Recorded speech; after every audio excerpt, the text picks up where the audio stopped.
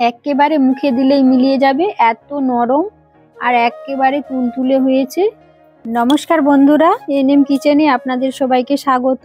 আবারও আজকে একটা নতুন রেসিপি নিয়ে চলে এসেছি আপনাদের সামনে। আজকে একটা সন্দেশের রেসিপি বানিয়ে আপনাদের দেখাবো, একেবারে খুবই সহজ পদ্ধতিতে আর একেবারে মুখে লেগে থাকার মতো একটা সন্দেশ বানিয়ে আপনাদের দেখাবো। এখন রান্নাঘরে চলে যাব। প্রথমে গ্যাসের চুলোটা জ্বালিয়ে দুধটা গরম করে নেব। চুলোটা জ্বালিয়ে নিয়েছি, কড়াই বসিয়ে দেব। এখানে আমি 1 লিটার লিকুইড দুধ নিয়েছি, কড়াইতে দিয়ে দেব।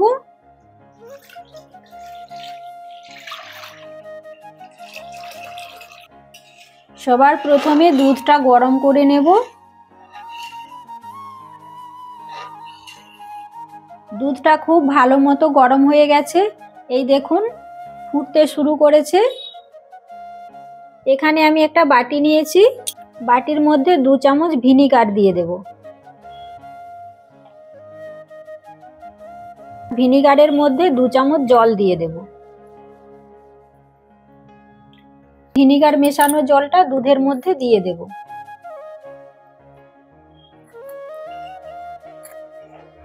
এখন দুধটাকে একটু নেড়ে চেড়ে ফুটিয়ে নেব। একটু দিতে হবে মনে হয়। এই দেখুন নাড়তে নাড়তে কত সুন্দর ছানা তৈরি হয়ে গেছে। ছানাটাকে কিন্তু খুব বেশি ফোটাবো না, তাহলে মিষ্টিটা শক্ত হয়ে যাবে। এখন ছানাটাকে ছেঁকে নেব। একটা ছাঁকুনি নিয়েছি, ছাঁকুনির মধ্যে ছানাটাকে ঢেলে দেব।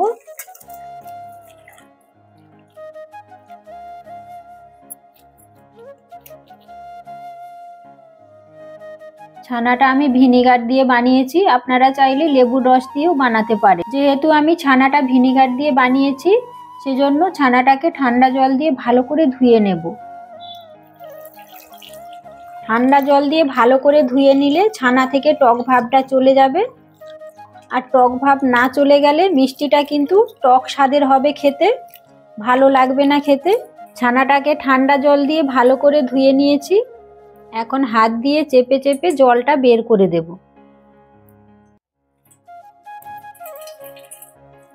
খুব বেশি চেপে চেপে জল বের করতে হবে না, একটু ভিজে ভিজে থাকলেও চলবে। এখন এখানে একটা বড় জায়গা নিয়েছি, ওর মধ্যে ছানাটাকে ঢেলে দেব। এখানে আমি চিনির গুঁড়ো নিয়েছি, ছানার মধ্যে দিয়ে দেব। মিষ্টির পরিমাণটা কিন্তু যে যার পছন্দ মতো নেবেন। এলাচের দানাগুলো গুঁড়ো করে নিয়েছি, দিয়ে দেব। 2 চামচের মতো গুঁড়ো দুধ দিয়ে দেব। এখন সব কিছু একসাথে ভালো করে মিশিয়ে নেব। ছানাটাকে মেখে মেখে নরম করে নেব। প্রথমে ছানাটাকে নরম করে নিয়েছি, তারপর হাতের তালু দিয়ে এইভাবে একটু নরম করে নেব। ছানাটা ভালোভাবে মেখে নিয়েছি, দেখুন একটুও দানা ভাব নেই, কত সুন্দর মেখে নিয়েছি। আবারও গ্যাসের চুলোটা জ্বালিয়ে নেব। চুলোর মধ্যে কড়াইটা বসিয়ে দিয়েছি। কড়াই গরম হয়ে গেছে, কড়াইতে সামান্য একটু ঘি দিয়ে দেব। কড়াইতে মেখে রাখা ছানাটা দিয়ে দেব। ওর মধ্যে 2 চামচ লিকুইড দুধ দিয়ে দেব। ছানাটাকে দুধের সাথে ভালো করে নেড়ে নেব। একেবারে হালকা আঁচে নাড়তে হবে, জোর আঁচে নাড়া যাবে না, কারণ কড়াইতে লেগে যাওয়ার সম্ভাবনা থাকবে। বেশ কিছুক্ষণ ধরে নেড়ে নিয়েছি, দেখুন আগের থেকে অনেকটাই ঘন হয়ে গেছে। এখন ওর মধ্যে আবারও 1 প্যাকেট গুঁড়ো দুধ দিয়ে দেব। 10 টাকা দামের গুঁড়ো দুধ নিয়েছি, 1 প্যাকেট দিয়ে দেব। গুঁড়ো দুধটা ছানার সাথে ভালো করে মিশিয়ে নেব। নাড়তে নাড়তে দেখুন কড়াই থেকে ছেড়ে আসছে। আর বেশি শুকনো করব না, ঠান্ডা হলে আরও একটু শুকনো হবে। এখন এই অবস্থাতেই নামিয়ে নেব। ছানাটা এখন কড়াই থেকে একটা থালার মধ্যে ঢেলে ঠান্ডা করে নেব। ছানাটা ঠান্ডা হয়ে গেছে, খুব বেশি ঠান্ডা করলে হবে না, তাহলে ঝুড়ো হয়ে যাবে। হাতে সহ্য করতে পারবে এরকম গরম অবস্থাতেই মিষ্টিগুলো বানিয়ে নিতে হবে। হাতের মধ্যে কিছুটা পরিমাণ ঘি লাগিয়ে নেব। এখান থেকে অল্প একটু নেব।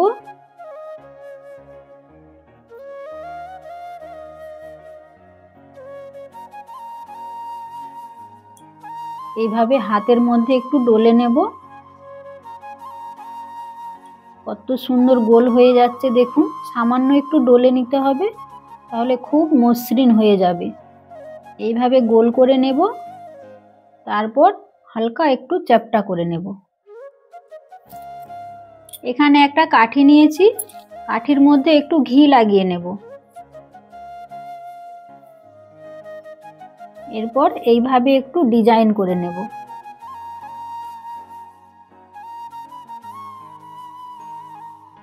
এই দেখুন, এইভাবে সন্দেশগুলো বানিয়ে নেব। বানিয়ে নিয়েছি, বাকিগুলো এইভাবে বানিয়ে নেব। কত সুন্দর হয়েছে দেখুন মিষ্টিগুলো, একেবারে মুখে মিলিয়ে যাওয়ার মতো সন্দেশ হয়েছে। এরকম সন্দেশ মনে হয় দোকানেও পাওয়া যাবে না।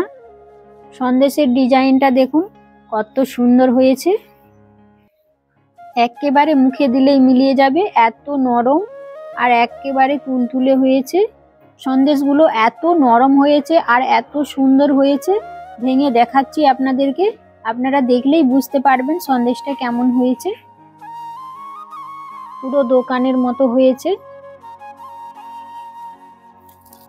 এইভাবে আপনারাও একবার সন্দেশ বানিয়ে খেয়ে দেখবেন, দোকান থেকে আর কিনে খেতে ইচ্ছেই করবে না। এত সুন্দর সন্দেশ বানানো হয় এইভাবে বানালে। আজকের ভিডিওটা এখানেই শেষ করছি, দেখা হচ্ছে পরের ভিডিওতে। সবাই ভালো থাকবেন।